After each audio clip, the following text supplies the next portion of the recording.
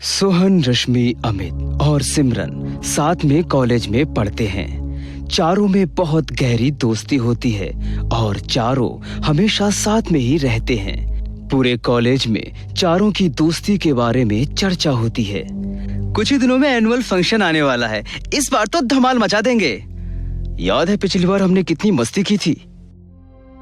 Fest की तैयारी करना, दोस्तों के साथ कॉलेज घूमना और ढेर सारी फोटो खींचना। एनुअल फेस्ट हमेशा ढेर सारी यादें लेकर आता है।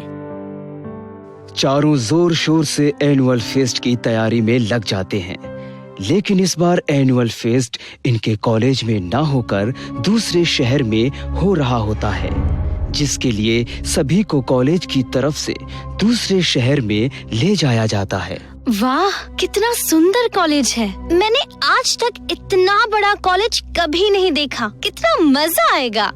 हाँ, सही कहा तुमने। यहाँ पर सारी प्रतियोगिता में हमारा कॉलेज ही जीतेगा। चारों उसी कॉलेज में रुकते हैं और अपने अपने परफॉर्मेंस की तैयारी में लग जाते हैं। चारों मिलकर एक ड्रामा परफॉर्म कर रहे थे, जिसके लिए अगले दिन से उन्हें प्रैक्टिस के लिए जाना होता था। अरे यार, इतना बड़ा कॉलेज है, मुझे समझ में नहीं आ रहा इसमें ड्रामा रूम कौन सा होगा। चलो किसी से जाकर पूछते हैं। ये अमित और सोहन कहाँ रह गए? तुम चिंता मत करो, वो भी आ जाएंगे। सिमरन और रश्मि ड्रामा रूम ढूंढने जाती हैं, लेकिन उन्हें आसपास कहीं ड्रामा रूम नहीं मिलता है।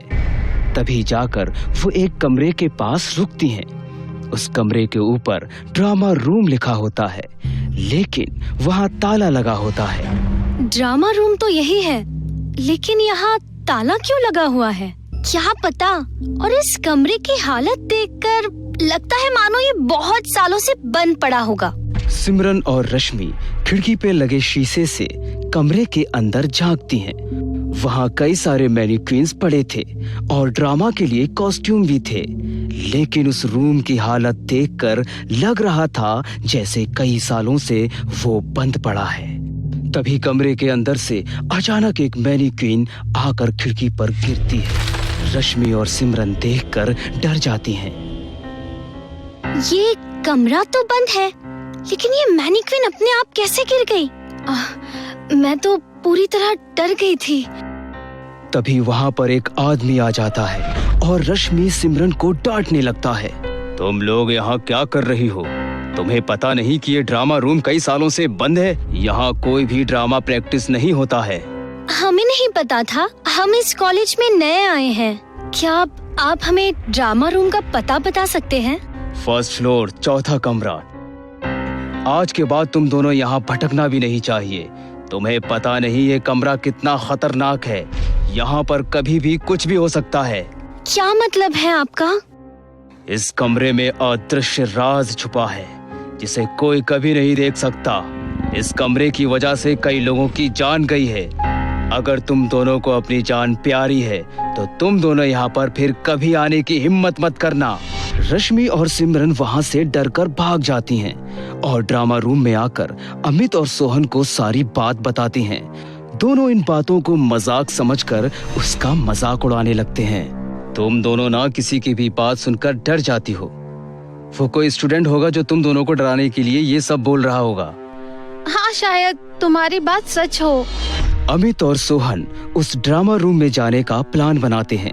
रश्मि और अंजलि मना करती हैं, लेकिन इसके बावजूद वो किसी की नहीं सुनते और बिना किसी को बताए रात में उस ड्रामा रूम में पहुंच जाते हैं, लेकिन वहां पर कोई ताला लगा हुआ नहीं होता है। दोनों अंदर जाकर देखते हैं, वहां पर कई सारे नाटक के कपड़े, जेवर मौजूद थे। लड़कियां भी ना, कौन सा भूत है यहाँ पर? लड़कियां खुद भी डर जाती हैं और हमें भी डरा देती हैं। अमित और सोहन ड्रामा रूम में घूमकर सभी कुछ देखने लगते हैं। तभी उन्हें लगता है कि उसके पीछे से कोई पार हुआ। अमित पलट कर देखता है तो वहां पर कोई नहीं होता। तभी वहां पर एक मैनिक्विन अपना सर हिलाने लगती है। ये मैनिक्विन अपने आप अपना सर कैसे हिलाने लगी? शायद कोई चूहा वगैरह होगा। तभी वो कमरे का दरवाजा अपने आप बंद हो जाता है और वहां पर घुंघरू की आवाज सुनाई देने लगती है। अचानक लाइट भी कट जाती है और सारी मैनीक्वींस अपने आप हिलने लगती हैं। ये देखकर अमित और सोहन बहुत डर जाते हैं और वहां से भागने की कोशिश करने लगते हैं, लेकिन वहां से भागने का कोई रास्ता नहीं होता है। ये अपने आप क्या हो रहा है? मुझे तो डर लग रहा है। तभी वहां पर कोई अमित का पैर पकड़कर ले जाने लगता है। अमित डर जाता है और वो खुद को रोकने की कोशिश करने लगता है, लेकिन एक अदृश्य शक्ति अमित को अपनी तरफ खींच रही थी। अचानक एक मैनीक्वीन चलते हुए वहां पर आ जाती है और अमित का पैर पकड़कर उल्टा लटका देती है। ये क्या हो रहा है? मैं अपने आप हवा में उल्टा कैसे लटक गया?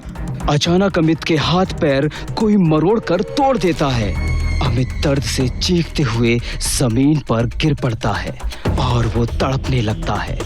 ऐसा लगता है मानो जैसे कोई अदृश्य शक्ति उस पर अपना कब्जा कर लेती हो। तड़पते तड़पते अमित की मौत हो जाती है। अमित, अरे यार, अगर तुम्हारा ये कोई मजाक है तो मुझे बहुत डर लग रहा है अमित। तभी अमित के पीछे एक खूंखार राक्षस की तरह दिखने वाला मैनीक्वीन खड़ा हो जाता है। उसकी आंखें चमकने लगती हैं और गर्दन पर हाथ डालकर उसका गर्दन दबाने लगता है। सोहन कोट को छुड़ाने की कोशिश करता है, लेकिन वो नाकाम होता है। सोहन दर्द के मारे चीखने लगता है। कौन है? छोड़ दो मुझे। अमित, अमित कहाँ हो तुम? वो मैनीक्वीन सोहन की गर्दन पकड़कर मरोड़ देता है। सोहन की आंखें बाहर आ जाती हैं, उसके मुंह से खून बाहर आने लगता है और उसकी मौत हो जाती है। अगले दिन सिमरन और रश्मि सोहन और अमित का परफॉर्मेंस के लिए इंतजार कर रही होती हैं। कहीं रात को ये दोनों ड्रामा रूम में तो नहीं चले गए? हमें वहां जाकर देखना पड़ेगा। रश्मि और सिमरन ड्रामा रूम के पास जाती हैं, लेकिन वहां पर ताला लगा होता है। दोनों खिड़की से अंदर झांकती हैं, लेकिन वहां पर कुछ भी नजर नहीं आता। अब हम परफॉर्म कैसे करेंगे? ऐसे तो हमारा कॉलेज हार जाएगा। हाँ, सही कहा तुमने। इन दोनों का कुछ अता पता नहीं है। रश्मि और सिमरन अमित और सोहन को बहुत ढूंढने की कोशिश करती हैं, लेकिन वो दोनों नहीं मिलते। रात हो जाती है। तभी सिमरन को अमित की आवाज सुनाई देने लगती है। लड़कियां भी ना, कौन सा भूत है यहाँ पर? सुना तुमने? अमित की आवाज आ रही है। वो हमें बुला रहा है। मुझे कोई आवाज नहीं सुनाई दी। सिमरन उस आवाज के पीछे जाने लगती है। रश्मि भी सिमरन के साथ साथ जाती है। वो दोनों उसी ड्रामा रूम के पास पहुंच जाते हैं। इस बार ड्रामा रूम का ताला खुला हुआ था। दोनों ड्रामा रूम के अंदर घुस जाती हैं। अमित, कहाँ हो तुम? हमें आवाज दो। आवाज यहीं से आ रही थी, लेकिन यहाँ तो कोई भी नहीं है। तभी उस ड्रामा रूम का दरवाजा बंद हो जाता है। रश्मि और सिमरन डर जाती हैं। तभी वहाँ के सारे मैनीक्वींस हिलने लगते हैं और हंसने लगती हैं। ये क्या हो रहा है सिमरन? ये कोई अदृश्य शक्ति लगती है। दोनों वहाँ से भागने की कोशिश करने लगती हैं, लेकिन भागने का कोई रास्ता नहीं होता है। तभी वो खतरनाक मैनीक्वीन रश्मि के पास आकर उसका सर पकड़कर दीवार पर पटक देती है। दीवार पर सर लगते ही पूरी तरह से चकनाचूर हो जाता है और रश्मि की मौत हो जाती है। रश्मि का शरीर नीचे गिर पड़ता है और उसका सर दीवार पर चिपक कर रह जाता है। कौन हो तुम और सभी को इतनी बेरहमी से क्यों मार रही हो? तभी कोई रश्मि का पैर पकड़कर उसे ले जाने लगता है और एक बड़े से बक्से में उसको डालकर बंद कर देता है। सिमरन बाहर निकलने के लिए चिल्लाने लगती है, लेकिन कोई भी उसकी आवाज बाहर नहीं सुन पा रहा था। उस बक्से में बंद सिमरन की मौत हो जाती है।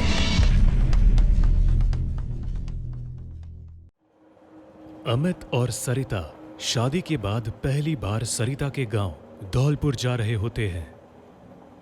अमित का विदेश में काम होने की वजह से उन दोनों का यहाँ आना नहीं होता था। इस वजह से सरिता अपनी शादी के 15 साल बाद ट्रेन से अपने गांव जा रही होती है। सरिता की बेटी रोशनी भी उन लोगों के साथ पहली बार अपनी नानी के घर जा रही थी। आज इतने सालों बाद गांव जा रही हूँ। पता नहीं क्या क्या बदल गया होगा वहां।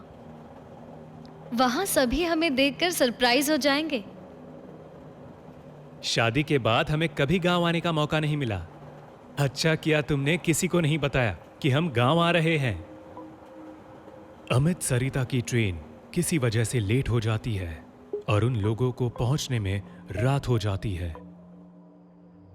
धौलपुर गांव के स्टेशन पर बिल्कुल सन्नाटा होता है।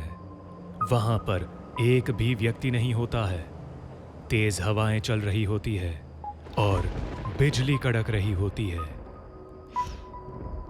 अभी रात के सिर्फ 11:30 बजे हैं, लेकिन गांव में ऐसा सन्नाटा है मानो जैसे यहाँ कोई नहीं रहता। यहाँ कोई ऑटो रिक्शा भी नहीं मिलने वाला। हमें यहाँ से पैदल ही घर की ओर जाना पड़ेगा। हाँ जल्दी करो, मौसम खराब हो रहा है, नहीं तो हम बारिश में फंस जाएंगे।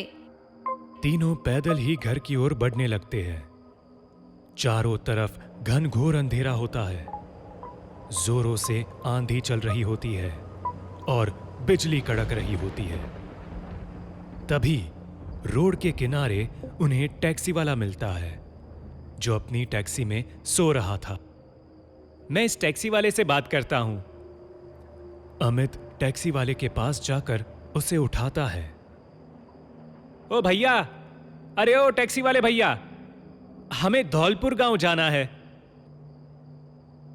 लगता है आप लोग इस गांव में नए आए हो। आपको नहीं पता, आज अमावस की काली रात है। आज की रात इस गांव में एक भी इंसान अपने घर से बाहर नहीं निकलता। आज मौत का खतरा होता है। What rubbish! पहले तो ऐसा कुछ नहीं था। ये टैक्सी वाला ना ज्यादा पैसे लेने के लिए हमें डरा रहा है। ठीक है, तुम्हें यहां से कहीं जाने की कोई जरूरत नहीं है।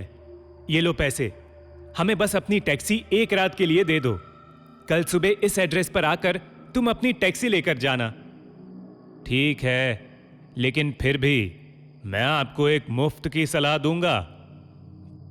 गांव के उत्तर दिशा में जो कुआं है, उसके पास भूल कर भी मत जाइएगा।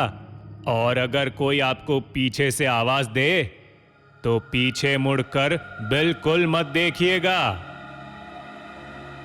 अमित अपना सारा सामान टैक्सी में रखकर खुद टैक्सी ड्राइव करके घर की ओर निकल जाता है। मुझे यहाँ से एक शॉर्टकट रास्ता पता है। उस रास्ते से हम जल्दी ही घर पहुंच जाएंगे, लेकिन वो रास्ता गांव के कुएं से होकर गुजरता है। क्या यार, तुम भी इन सब बातों में विश्वास करने लगी? नहीं, ये सब टैक्सी वाला हमें डराने के लिए बोल रहा था। अमित सरिता के बताए गए रास्ते पर गाड़ी मोड़ देता है। जैसे ही उनकी गाड़ी गांव के कुएं के पास पहुंचती है, गाड़ी के नीचे एक पत्थर आ जाता है और गाड़ी कुएं से जाकर टकरा जाती है। उस कुएं के अंदर का पानी जोर जोर से हिचकोले खाने लगता है, मानो जैसे कुएं में लहर आ गई हो। तुम सब ठीक तो हो? शायद पहिए के नीचे कोई पत्थर आ गया था। मुझे ऐसा लगा जैसे यहाँ कोई खड़ा हो। तभी सरिता की नजर कुएं के पास खड़े अपने बचपन के दोस्त रामानंद पर जाती है। अरे रामानंद, कैसे हो तुम? तुम तो बिल्कुल नहीं बदले। और ये गांव में इतना सन्नाटा क्यों है? और तुम यहाँ अकेले क्या कर रहे हो? अमावस की काली रात, ये रात मौत की रात होती है। आज कोई नहीं बचेगा, सब खत्म हो जाएंगे। सरिता को रामानंद की बात बहुत अजीब लगती है। वो दोनों वहां से अपने घर की ओर निकल पड़ते हैं और थोड़ी ही देर में अपने घर पहुंच जाते हैं। कुछ देर गेट पर दस्तक देने के बाद सरिता की मां शांता हाथ में मशाल लिए गेट खोलती है। अरे माँ, ये क्या कर रही हो? हमें मारने का इरादा है क्या? तुम लोग इतनी रात को, वो भी आज अमावस की रात को? ये सब सरिता का आइडिया था, आप लोगों को सरप्राइज देने का। और ये अमावस की रात का क्या लगा रखा है पूरे गांव में? जो मिलता है अमावस की रात बोलकर हमें डरा देता है। शांता सभी को घर के अंदर लेकर जाती है। तुम्हें नहीं पता, तुम्हारे शादी के बाद इस गांव में क्या क्या हो चुका है। कई लोग अपनी जान गंवा चुके हैं। हमारे बाबा की जान भी इस अमावस की काली रात ने ली है। रास्ते में रामानंद मिला था, वो भी ऐसी ही बातें कर रहा था। क्या क्या कहा तुमने? रामानंद मिला था? हाँ, गांव के पुराने कुएं के पास। लेकिन आप उसका नाम सुनकर इतना चौंक क्यों गई? क्योंकि आज से 15 साल पहले उसकी मौत हो चुकी है। रामानंद उस कुएं में कूदकर मर चुका है। ये सुनकर सभी के होश उड़ जाते हैं। सरिता को समझ नहीं आ रहा था कि उसने जिसे कुएं के पास देखा वो आखिर था कौन। अब वो किसी को नहीं छोड़ेगा। तुम लोगों ने आज की रात यहाँ आकर बहुत बड़ी गलती कर दी है। तुम सब घर के बाहर कदम नहीं रखना। सभी अपने कमरे में जाकर सो जाते हैं, लेकिन रोशनी को नींद नहीं आती। उसकी आंखों के सामने वही कुएं का नजारा घूम रहा होता है। सभी जब सो जाते हैं तो रोशनी अकेले ही उस कुएं की ओर बढ़ने लगती है। जोर से गेट टकराने की आवाज से सरिता की आंख खुलती है। रोशनी, रोशनी, रोशनी कहाँ चली गई? तभी सरिता देखती है कि रोशनी उस कुएं की ओर जा रही है। सरिता भी उसके पीछे पीछे कुएं की तरफ निकल जाती है। रोशनी, रोशनी रुको, उधर मत जाओ। रोशनी! रोशनी उस कुएं के पास पहुंचकर उसमें कूदने ही वाली होती है कि पीछे से सरिता आकर उसे पकड़ लेती है। तभी कुएं के अंदर की दीवार से बिल्ली की तरह चलता हुआ रामानंद निकलता है। सरिता उसे देखकर डर जाती है। तुम मेरी बच्ची को क्यों मारना चाहते हो? हमने तुम्हारा क्या बिगाड़ा है? तुम मेरे बचपन के दोस्त थे। रामानंद सरिता को धक्का देता है और रोशनी को अपने साथ कुएं के अंदर ले जाता है। सरिता वहीं पर बेहोश पड़ी रहती है। अगली सुबह जब उसे होश आता है तो कुएं की बाल्टी वाली रस्सी से रोशनी कुएं के पास उल्टी लटकी होती है। तुम दोनों यहाँ इस हालत में कैसे पहुंचे? मैंने साफ साफ कहा था कोई भी घर से बाहर नहीं निकलेगा। रोशनी, रोशनी की ये हालत कैसे हुई? रोशनी! वो रामानंद रोशनी को अपने साथ कुएं में लेकर कूद गया था। सभी सरिता और रोशनी को लेकर घर जाते हैं। रोशनी को तेज बुखार होता है। सरिता शांता से रामानंद की मौत के बारे में पूछती है। ये सब क्या हो रहा है? रामानंद तो मेरा कितना अच्छा दोस्त था। वो अचानक हमारे जान का दुश्मन क्यों बन बैठा है? उसने मेरे पिताजी की जान क्यों ली? रामानंद बचपन से तुमसे बहुत प्यार करता था। वो हमेशा से तुमसे शादी करना चाहता था, लेकिन तुम्हारे पिताजी इस शादी के खिलाफ थे। उन्होंने शहर जाकर तुम्हारी शादी अमित से करा दी। इस बात से रामानंद पागल जैसे हो गया और एक अमावस्या की रात वो उस कुएं में कूदकर अपनी जान दे दी। क्या इस वजह से उसने पिताजी की हत्या कर दी और हमारे भी जान का दुश्मन बन बैठा है। तुम सभी आज ही इस गांव से दूर चले जाओ, यहाँ तुम्हारी जान को खतरा है। सरिता, अमित और रोशनी उसी दिन उस गांव से निकलने वाले होते हैं, लेकिन रामानंद की आत्मा किसी भी हालत में उन्हें ये गांव छोड़कर नहीं जाने देना चाहती थी। वो लोग गाड़ी से स्टेशन की ओर निकलने लगते हैं। तभी सरिता गाड़ी के शीशे में देखती है रामानंद उनके साथ उसी गाड़ी में बैठा होता है। वो देखकर जोर से चिल्लाती है, रामानंद यही है, हमारे साथ इसी गाड़ी में है। वो हम में से किसी को नहीं छोड़ेगा, मार डालेगा। वो तुम्हारे पीछे क्यों पड़ा है? इसमें तुम्हारी क्या गलती है? अरे तुम्हें तो पता भी नहीं था कि वो तुमसे प्यार करता था। तभी रोशनी अचानक से उठ जाती है और गाड़ी से निकलकर कुएं की ओर भागने लगती है। सरिता और अमित भी उसके पीछे जाते हैं। रोशनी कुएं के पास जाकर रुक जाती है। रामानंद, तुम्हारी दुश्मनी मुझसे है, तुम मेरी बेटी को छोड़ दो। रोशनी वहीं पर बेहोश होकर गिर जाती है। मुझे और सरिता को अलग करना चाहते हो ना? लेकिन मैं तुम्हारा ये मंसूबा पूरा नहीं होने दूंगा। रामानंद अमित को हवा में उड़ाते हुए दूर फेंक देता है। मैं आज तक तुम्हारा इंतजार करता रहा, लेकिन तुम मेरी कभी नहीं हो सकोगी। तुम्हारे दिल पर किसी और का राज है। मैंने तुम्हें धोखा नहीं दिया है। मुझे तुम्हारे इश्क के बारे में कोई खबर नहीं थी रामानंद। मैंने अपने जीवन में अमित से प्यार किया है। रामानंद कुएं के पानी में हमेशा के लिए गायब हो जाता है।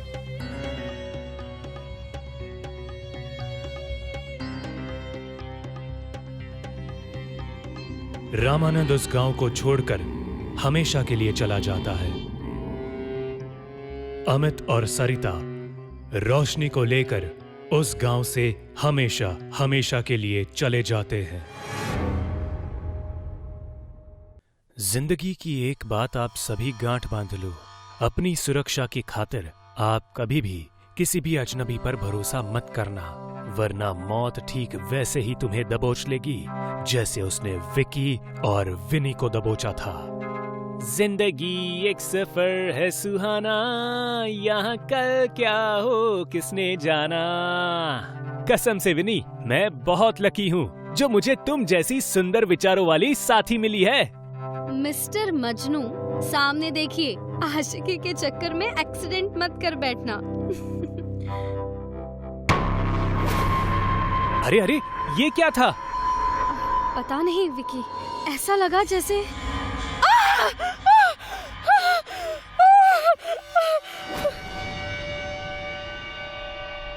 प्लीज मुझे बचा लो प्लीज। अरे कौन हो तुम?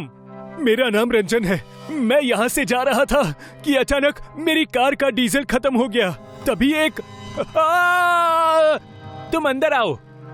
पागल हो गए हो विकी?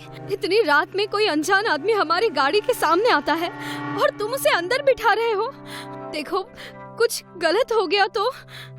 विन्नी, उसकी हालत देख यार, उसे हमारी जरूरत है। प्लीज बचा लो मुझे, मैं मर जाऊंगा, बचा लो मुझे। विकी, गाड़ी चलाओ। अरे विन्नी तुम। विकी, मैंने कहा ना, गाड़ी चलाओ। Okay okay, calm down, cool down. Winnie की बात मानकर विक्की ने कार आगे बढ़ा ली, लेकिन कार के आगे बढ़ते ही विन्नी को अपने फैसले पर शक हो उठा। वो ये सोचकर दुविधा में पड़ गई कि कहीं ये सचमुच में एक जरूरतमंद इंसान तो नहीं, और अगर ऐसा हुआ तो क्या किसी जरूरतमंद इंसान को यूं रास्ते में घायल अवस्था में छोड़कर ऐसे ही चले जाना सही है? यही सब सोचते हुए उसने बैक व्यू मिरर से रंजन की ओर देखा। प्लीज बचा लो मुझे।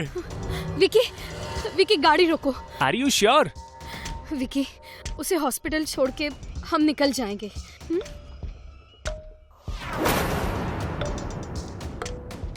थैंक गॉड आप लोग वापस आ गए। मैं आपका ये एहसान जिंदगी भर नहीं भूलूंगा।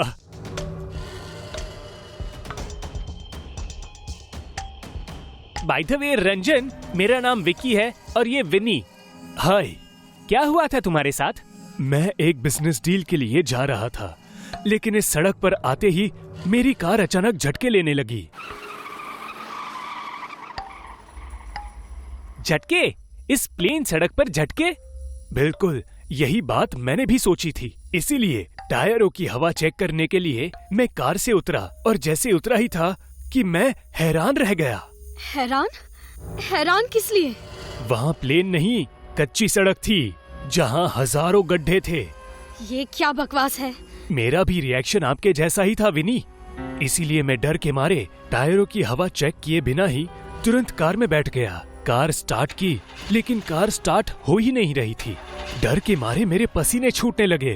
तभी मेरी नजर फ्यूल मीटर पर गई तो मैंने पाया कार में डीजल ही नहीं है, जबकि मैंने चलने से पहले ही फुल टैंक करवाया था। लेकिन अब कार में एक भी बूंद डीजल नहीं था। और तभी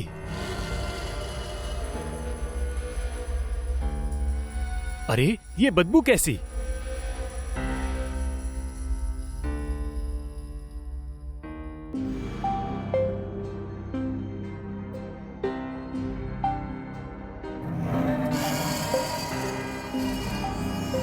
मैं अभी उस चुड़ैल को देखकर हैरान ही था कि वो उछलकर मेरे सामने आ गई और मैं जैसे तैसे उससे अपनी जान बचाकर वहां से भागने लगा। लेकिन वो चुड़ैल एक काला साया बनकर मेरे सामने आ गई। मेरी ये हालत उसी चुड़ैल ने की है। मैं भाग तो रहा था, लेकिन उस चुड़ैल ने मुझे जाने नहीं दिया। वो काला साया बनकर फिर से मेरे सामने आ खड़ी हुई। इस बार मैं जोर से चीखा। फिर क्या हुआ? रंजन? ये रंजन? विकी, ये रंजन कहाँ गया? वो यहाँ नहीं है। क्या? ओह गॉड, ये कहाँ गया? विकी, विकी, मुझे बहुत डर लग रहा है। यहाँ कुछ बहुत बड़ा गलत है। यहाँ से भागो विकी, निकलो यहाँ से, चलो। ना चाहते हुए भी विन्नी ने विक्की के खातिर इंसानियत का फर्ज निभाने के लिए एक अनजान व्यक्ति की हेल्प करने की कोशिश की थी। लेकिन चलती कार से रंजन के यूं गायब हो जाने से विन्नी और विक्की दोनों सकते में थे। विकी, कोई आदमी चलती गाड़ी से कैसे गायब हो सकता है यार? ये जरूर कोई भूत प्रेत का चक्कर है विनी, आज बुरे फंसे हैं। विकी, जितनी तेज चला सकते हो चलाओ, चलो जल्दी। हमें यहाँ से जितनी जल्दी हो सके दूर चले जाना चाहिए। ओह गॉड, ये सड़क तो सच में कच्ची है विनी। मतलब रंजन सही बोल रहा था, ये सड़क प्लेन नहीं कच्ची है। पर ये गायब कहाँ हो गया? हे भगवान, बचा ले हमें। क्या हुआ? क्या हुआ? नहीं, ये नहीं हो सकता। क्या हुआ? ऐसे क्यों रिएक्ट कर रहे हो विकी? देखो, मुझे बहुत डर लग रहा है।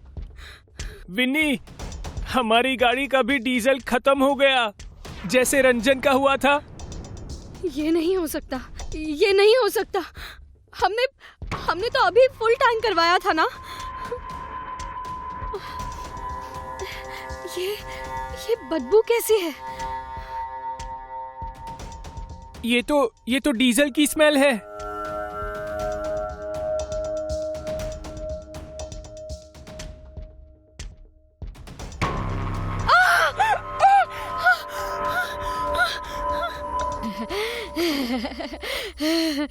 सॉरी, मैंने ही तुम्हारा डीजल चुराया है।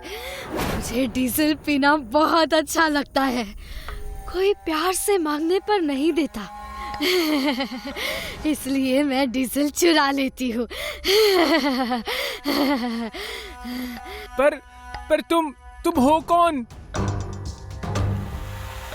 मैं हूँ डीजल चोर चुड़ैल, जो कुछ देर पहले रंजन थी।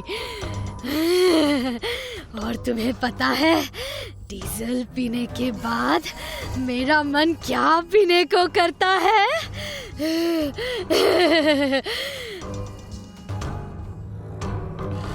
ताजा गरम गरम इंसानी खून। विन्नी, भागो! डीजल चोर चुड़ैल से बचना कठिन नहीं, नामुमकिन है। विकी, वो देखो मंदिर। मैंने सुना है भूत प्रेत मंदिर में नहीं घुसते। हम वहीं चलते हैं, चलो।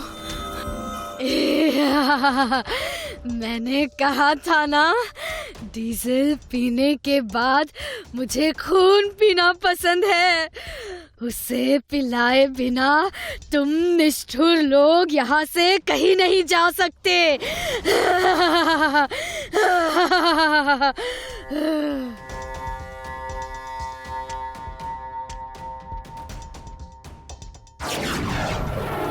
विनी, मंदिर में जाओ। हनुमान जी का सिंदूर उठाकर चुड़ैल पर डाल दो।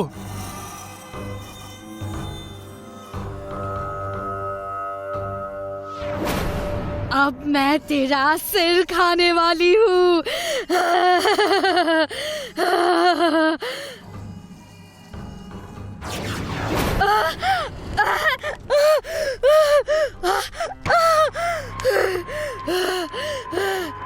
थैंक यू फॉर सेविंग मी। ये विकी और विनी का प्रेम और उनकी नेक नीयत थी, जिसके चलते वो दोनों एक खूनी डीजल चोर चुड़ैल के हाथों से बच गए। लेकिन अगर आपको बचे रहना है तो आपको अजनबी रास्तों पर मिलने वाले अजनबी लोगों से दूर रहना सीखना होगा, वरना आपकी जान कभी भी जा सकती है।